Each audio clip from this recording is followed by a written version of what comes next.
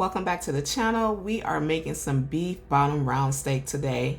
I've sliced this up. This is a less expensive cut of beef. Prices are soaring right now, so I wanted to give you guys some ideas with this one. So basically what I'm going to do is start off by slicing up the steak, and I've rinsed it off, patted it dry, and I'm adding 2 seasonings on here. I'm using the Spanglish Asadero Carne Asada mix.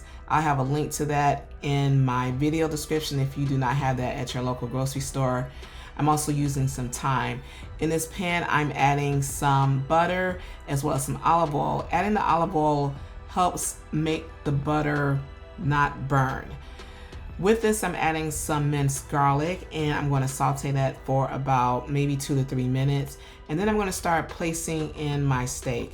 So I'm only adding like 3 pieces to this pan for now. This is a large skillet, but I want to do this in batches. So I have the heat on like a medium heat, and I'm going to sear this meat for about 5 minutes on each side, just so that it's a little brown. So as I flip this over, I'm going to saute this for another 5 minutes, and then I'm going to set it to the side on that plate that I got in the back there. And I'm going to start off with another batch. And with this batch, I'm adding some more butter and some olive oil. And again, we're just going to let that sear for 5 minutes on each side. Guys, before you keep watching, check out my brand new Etsy shop. If you love Chicago-inspired apparel, foodie designs, and unique graphic tees, there's something waiting for you. Visit plussizeinchicago.etsy.com to shop exclusive designs and support this channel. Thank you for being here, and now let's get back to the video. The next step to this is to add your veggies. So I am adding some bell peppers as well as some onions.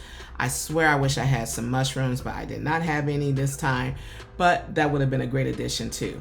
You're going to top those veggies with the steak, and you're going to cover it and lower your temperature to this pan to a low setting.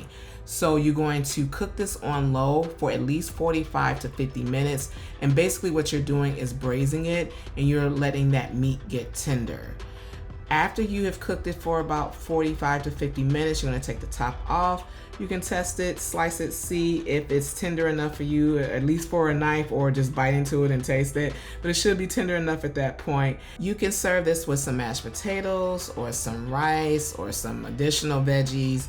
And again, this is just a less expensive cut of steak that you can make. And you can still eat some beef without having to worry about spending like $40 on one ribeye steak. I hope you all enjoyed what I cooked in the kitchen today.